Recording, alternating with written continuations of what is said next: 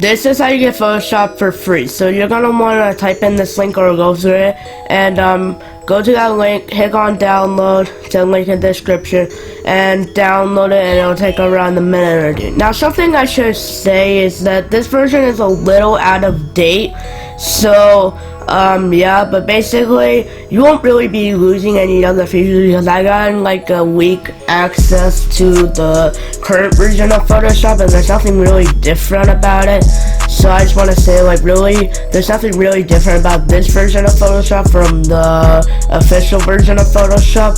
So once it's done downloading, just hit open, and like it'll tell you like what language, select English, it'll like tell you like next, whatever, and it'll start downloading. Now if you see this, if you see like we can't continue your download, you're gonna want to hit abort, and then you're gonna want to open up File Explorer, go into downloads, and then click on Photoshop CS6 downloader, and basically you'll just want to do it again.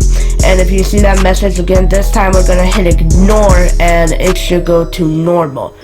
And once everything is done, you can open it up, and it'll ask you like, are you sure you want to open it? You'll say yes, and basically it might take a little while to open, but once it's open, it's worth it.